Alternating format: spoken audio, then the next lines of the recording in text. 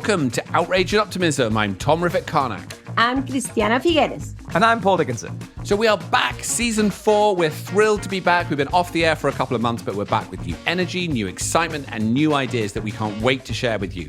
Today, it is just the three of us. We don't have a guest. We are going to talk about what has happened over the course of this summer, where we are now, and how the world is fundamentally changing in its response to the climate crisis, and what needs to be done in the crucial few months through to COP26. Thanks for being here.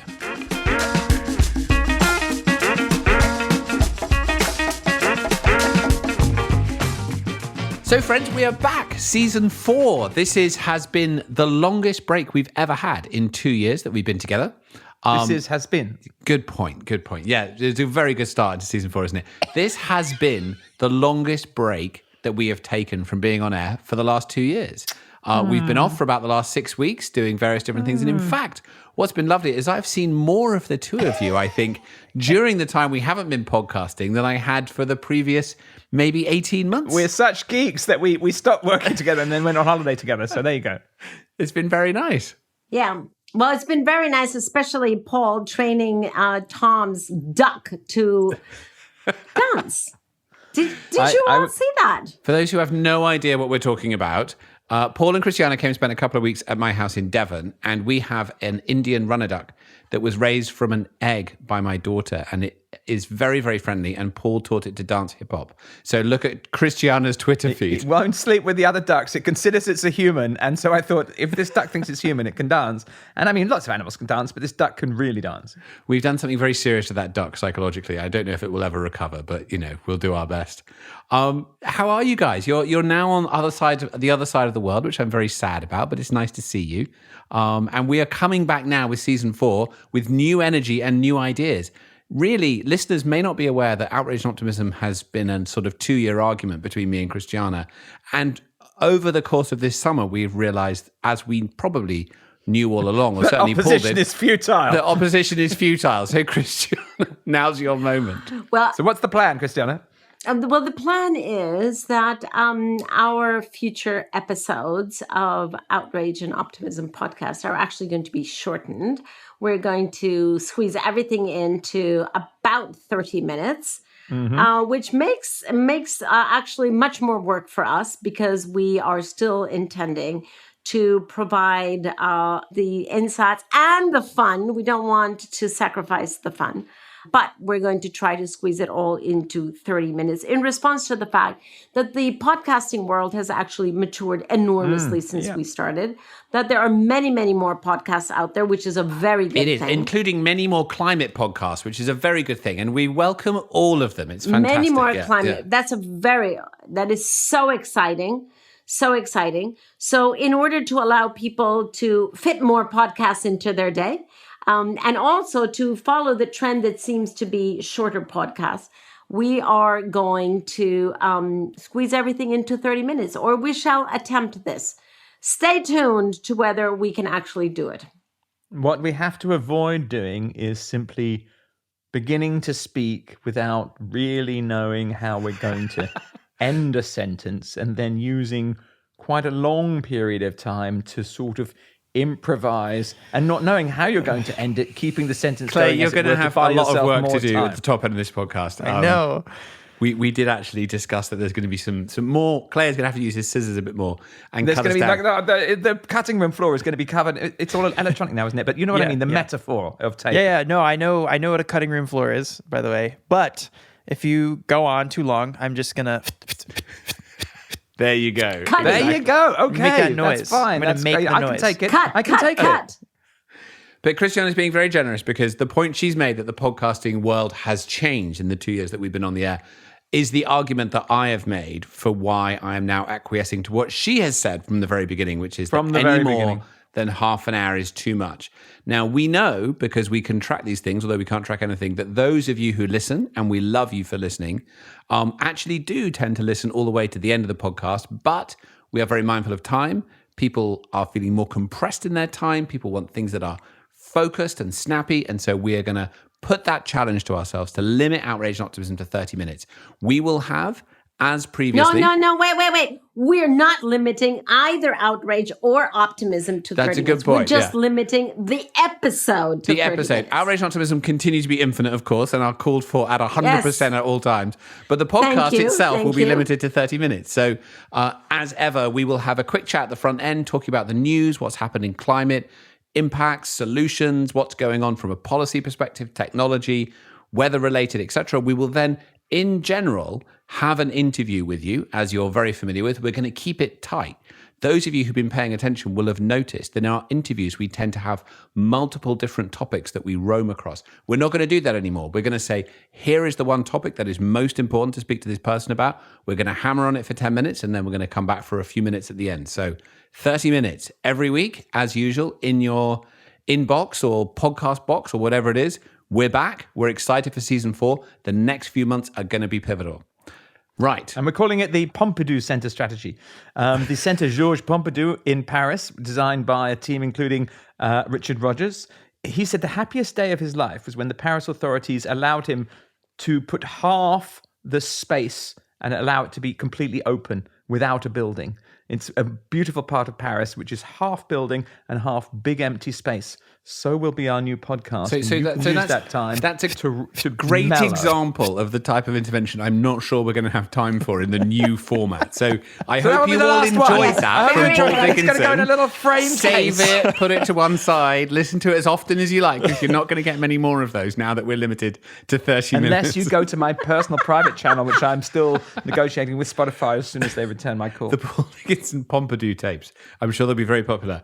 Now then, the last few months that we've been off air have just been astonishing in all sorts of ways. And people who listen to this podcast that generally pay attention to climate change and kind of what it means will not be surprised by that statement. I mean, the natural disasters that we've experienced over this summer, from the flooding in China and Turkey and Europe and India, to the wildfires and droughts in Greece and Turkey again and Italy and Paraguay and all over the place. We've had data now that suggests that in the US, and this is not only a US issue, but that's where the data relates to, 1 in 3 citizens live in a county that has been hit by a weather disaster fueled by climate change in the last 3 months.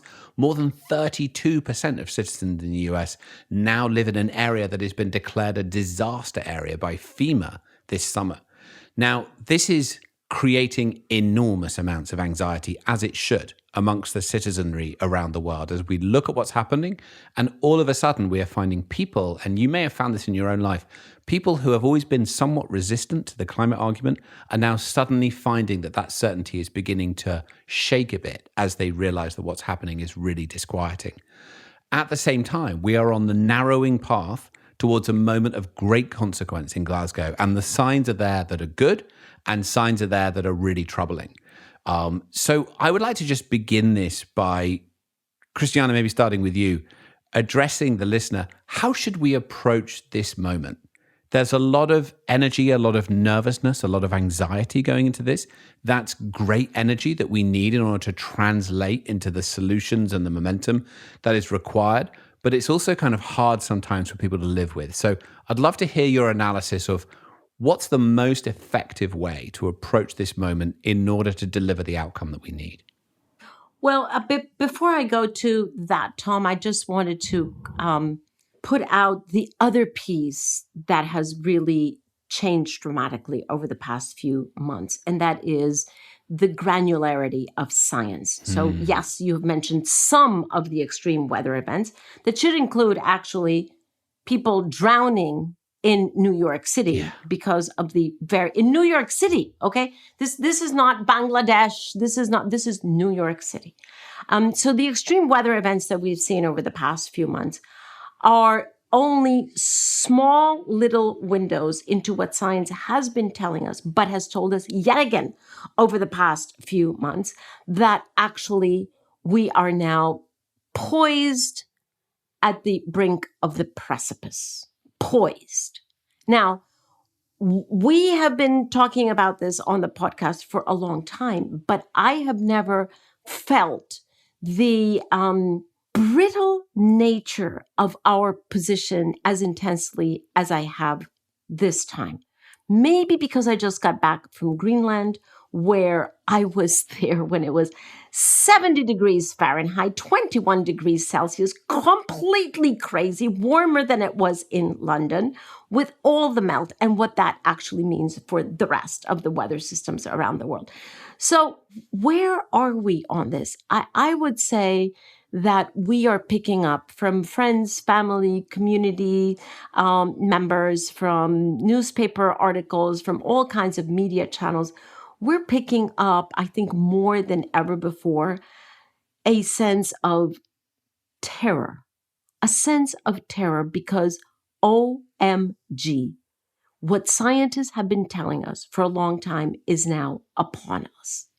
And the fact that the science has become so evident, the reality has become so directly impacting us, and that is not just about what is happening, but about the timing of it.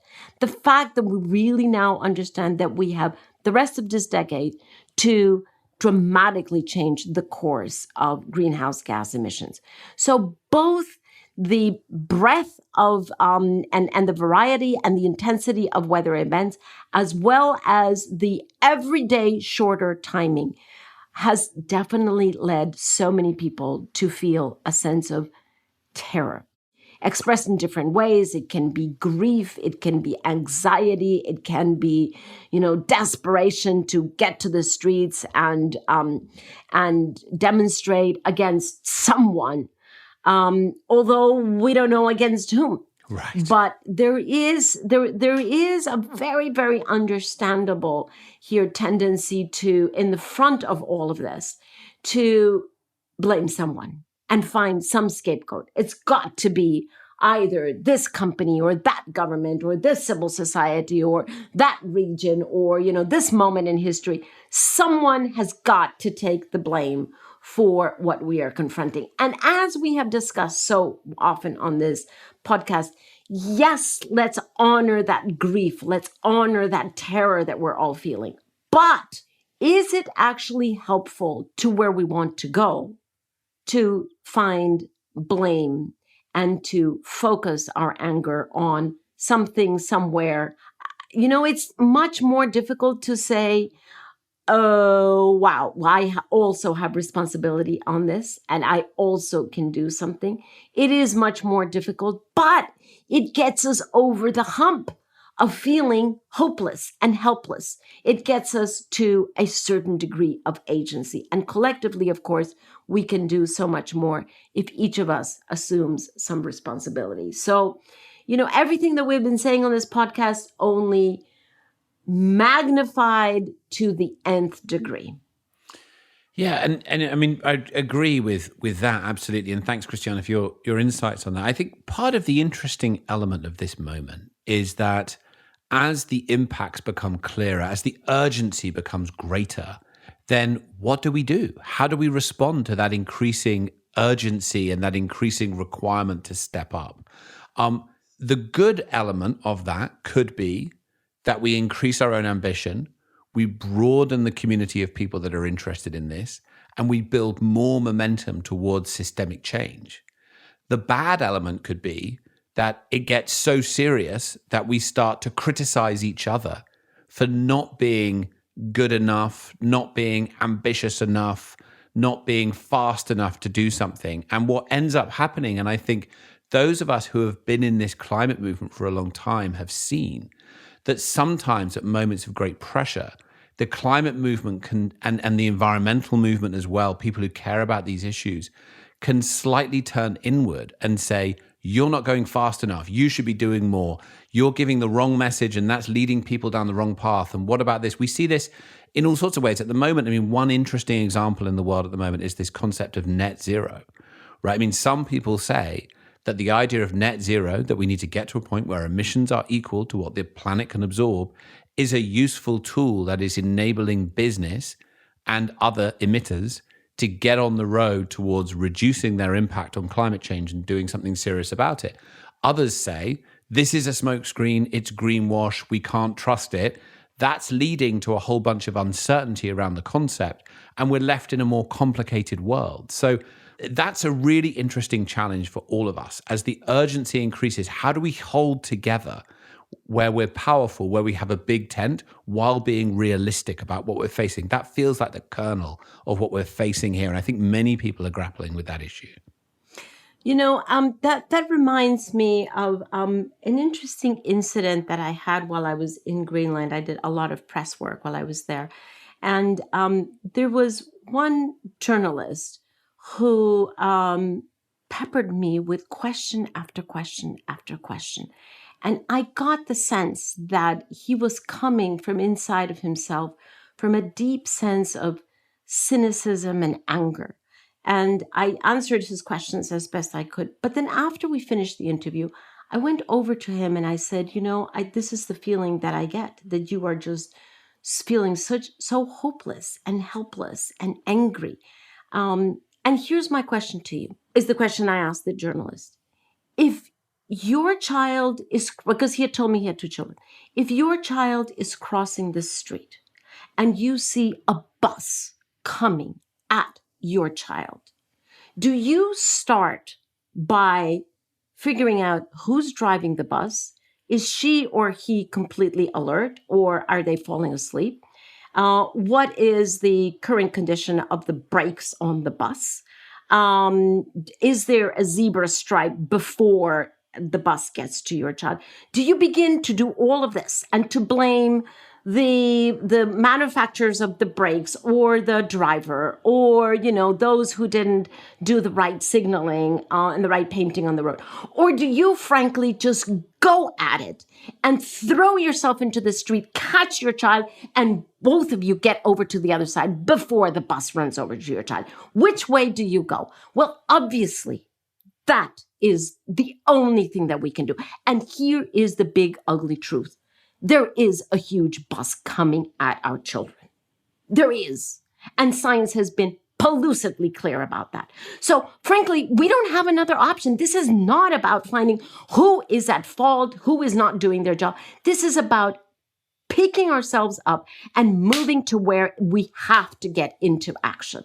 There is no other way. We have absolutely run out of time to begin to do analysis and blaming, and certainly a circular fire squad in our own community. So let's just get to the work that we actually have to do and do whatever is necessary to save our children from that huge bus that is coming at them. Yep, I'll go with that one, Christiana. Thank you. We got a bad review from someone who said that we shouldn't be talking to executives of oil companies, and even suggested that we were making money being associated with them. I can promise you, if I wanted to make money, I would not big podcast money. That's right. Yeah. I would be, no, but if I really wanted to make money, I'm sorry to say, I wouldn't be going to the oil and gas industry to try and make money, because I don't think that's where you're going to make money. You're going to make money in the decarbonization industries. But I do feel that maybe I could have been more challenging, but I want senior executives of companies to use the power they've got in their role. And I don't think they're necessarily going to respond to me specifically trying to punch them in the eye. But, I feel everything you just said, Christiana, is so true. We've got to ensure that we remember that our enemy's enemy is our friend, and we are a broad coalition with this single goal, which is public safety, national security, global security. And as long as we stay focused on that, I think we'll know our navigational North Star.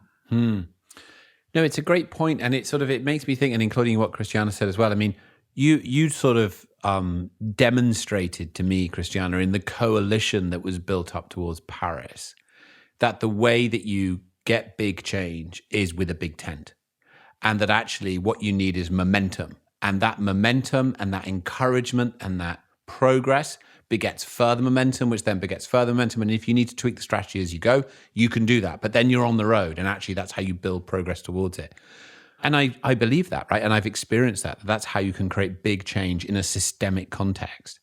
And also, I can understand how when we're at this moment of crisis, people sort of look at individual commitments of types and they say, not good enough, needs to be better, whatever else. Yeah. And you can see how we're going to have to figure out how both of those can coexist in such a manner that it doesn't become so toxic that we say to companies, countries, whatever it is, get it wrong and we'll burn you at the stake. But at the same time, we say it has to meet the requirement of being based in science, sufficiently ambitious, taking us to where we need to go in order to celebrate that progress. So we do need to bring those two things together, but I would still hold that it's the momentum that is the magic key to actually getting things moving and changing things. Yeah, it's the momentum, and it is the collaboration across so many dividing lines that we have invented for ourselves. By the way, they don't really exist. We just, in our puny little brains, we have invented these divisions, and it's also, and our book is so much about that, Tom. It's also about the attitude that we bring to this, right? Now, let's start by saying there is no guarantee that we are actually going to address climate in a timely fashion. That's, let's just gulp that one down, a big, big pill of reality there. But going at it from either from a blaming or from a perspective of it's, too big and we're not going to make it, doesn't help to move us further down the line. The attitude, a humble attitude of commitment. Humble because there's no certainty, but commitment because we got to. There is no other option. And so, a humble commitment that actually brings both of those together, encapsulated in the urgency that we have.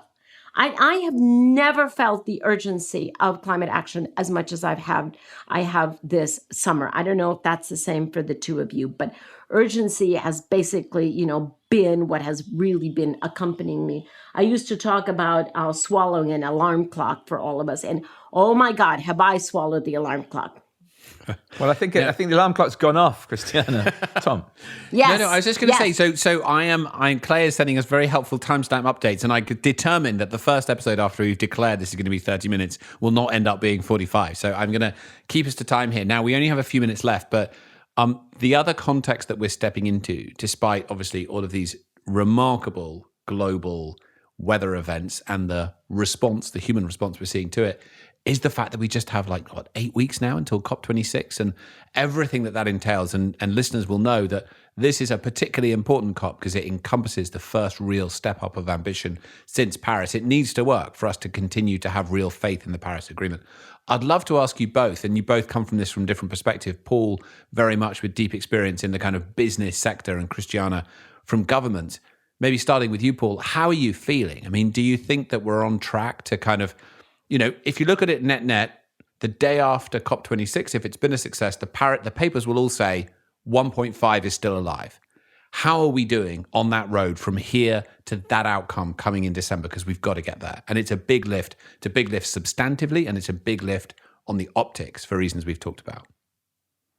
Well, let me try and give a political answer and dodge the question. I mean, I do think that without doubt that the wonderful thing I'm going to say about the global business system is that giant investors and giant corporations just do not think nationally.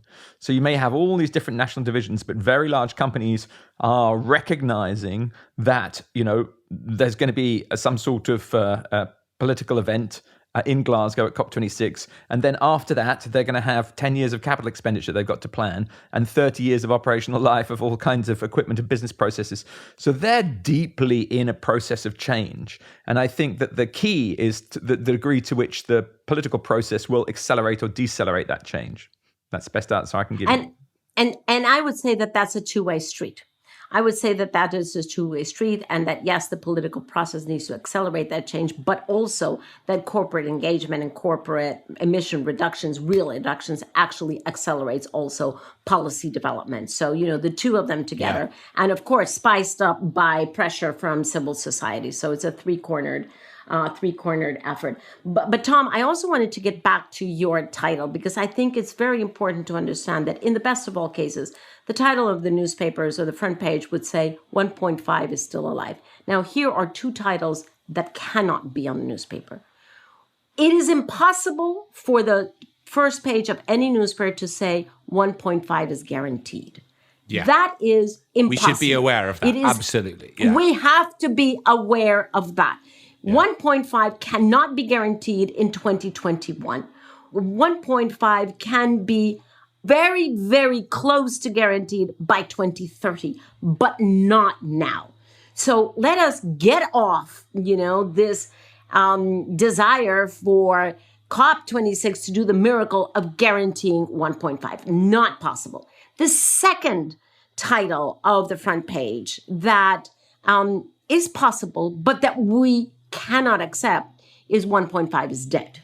So that's why I think that your title of 1.5 is still alive is exactly that middle way that we have to fight for. It's not going to be easy. We have to fight for, we have to work toward, because that represents the best possible that we can get out of the current circumstances and keeps us on a prudent path that would allow us to improve our ambition and our commitment in the future. But we will not get a guarantee of delivery of 1.5 as the top global temperature increase, and we cannot allow for 1.5 to be dead. So smack in the middle. And so I want to hear your analysis of where we are on that, because there are some really troubling signs, things like China announcing that they would no longer negotiate on climate as a separate issue compared to the overall dynamic and relationship with the US and with the West, which is really troubling because in the past, of course, China has been able to kind of hive that off and still agree on climate even when they can't agree on other things. So we should come back to that. But I would also completely agree with you on the other point you made, and I'd like to add to it in this way. People should realize that the outcome from COP26 will be inherently ambiguous. It will not be clear the ultimate outcome of what comes from it. Part of that will be substantive, but it will be directional, right? It'll be, here's the range of what we can achieve, and it will partly be down to how we interpret that outcome as to whether we think that's sufficient. So that's actually a complicated but important thing for people to understand, that we have the power to shape, to a large degree, how the world sees the outcome from this COP, because it will not be clear. It will be a directional signal without absolute clarity as to where this is going to lead. Now, Christiana, we have 2 minutes left. Let's still try and do it. Where do you think the international politics are 2 months out from this crucially important COP? Well, we have such short memories that we always think that the geopolitics that we're facing now is way worse than anything that we faced in the past. And that's just because we have short memory. The fact is, that geopolitics has always been and will always continue to be complicated. So we can't use that as frankly, a very sad excuse. Yes, China has put that out. That doesn't mean that we stop trying. That doesn't mean that we stop conversations with China. It actually, means the opposite. Therefore, we double down on all our efforts. India, Brazil even, why give up on Brazil? There are many people in Brazil that know what needs to be done. So we can't give up on anyone, and we need everyone's contribution. And Christiana, thank you so much for pointing out that governments are heavily influenced by, so to say, non-state actors. So here is to everyone in the cities listening, everyone in the investors listening, everyone in the corporations listening, you can, must, and will use all your power now to push every button and pull every lever in every government to ensure that we keep that 1.5 alive. That's a great point, Paul. And just to add to that, the generalized commitment is important, but what we learned in the run into Paris is the personal phone call makes a big difference. Yeah. Actually, phone the minister, phone the prime minister, phone the president. Makes Please more of a difference than a whole range of... Get your colleague to get that phone call made. Clay, how did I do? You did good. You've got about 30 seconds left. So 30 minutes? Yeah, 30 seconds to 30 minutes. And actually, your mic cut out, so it's kind of serendipitous. But 30 seconds left, so chop, chop. All right. And I'm doing the music this week, right? Oh, God. Am I not? I understood that I was. Okay. All right. No. Let's do it. Paul, can you sing the theme tune? We had promised Paul that he could do anything. It's all right, Sharon. It's all right, Sharon. It doesn't matter. It's fine. He's now pouting. I wish you could see him. He is pouting. This has been fun. Looking forward to it. It's going to be a big few months. It's going to be very busy, but it's going to be very consequential. Exciting times, terrifying and thrilling. All right. Bye, everyone. Until next week. Bye.